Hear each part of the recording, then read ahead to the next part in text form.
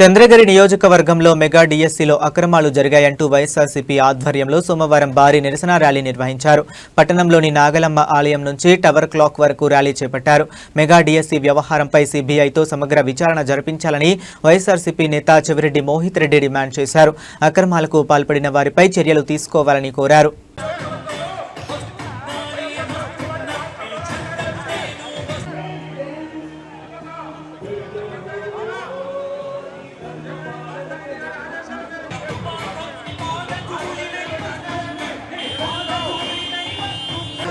తండ్రి వంటి రాజశేఖరుడు లేడను బాటలు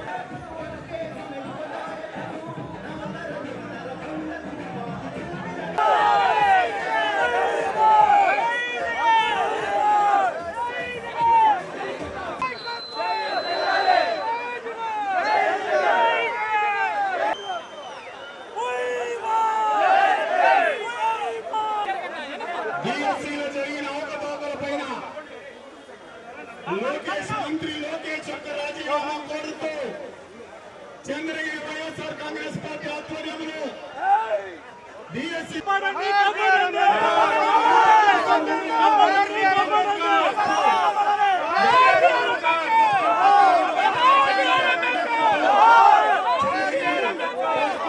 ఈరోజు డిఎస్సి మీద జరిగే అక్రమాలకి వ్యతిరేకంగా 10,000 మంది పైగా ఈరోజు చంద్రగిరిలో కదం తొక్కి రావడం జరిగింది. ఈ ప్రభుత్వం చంద్రబాబు నాయుడు గారు సొంత ఊర్లోనే ఇన్ని వేల మంది వచ్చారంటే ఈరోజు ఈస్ట్ గోదావరి, వెస్ట్ గోదావరి, వైజాగ్ ఏ మూల చేసినా కూడా ఒకే డిమాండు, నారా లోకేష్ గారు రాజీనామా చేయాలి.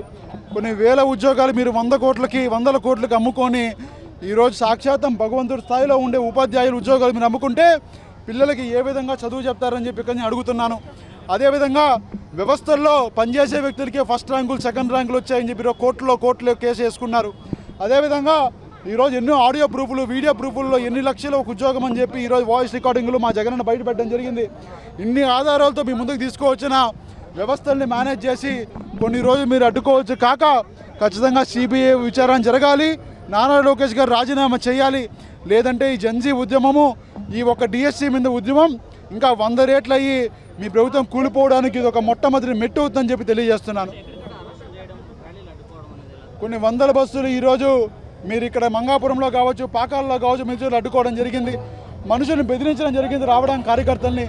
ఎన్ని చేసినా కూడా 10,000 మంది పైగా ఈరోజు వచ్చారంటే మీ మీద ఏ స్థాయిలో వ్యతిరేకతుందో ఒకసారి అర్థం చేసుకోవాలి. ఇప్పటికైనా మీరు మారి చంపలేసుకోని దీన్ని తడి చేసుకోకుండా ఇదే విధంగా ముందుకు పోతే మీ ప్రభుత్వం పతనానికి చంద్రగిరి మొట్టమొదటి మెట్టు అవుతుందని చెప్పి తెలియజేస్తున్నా.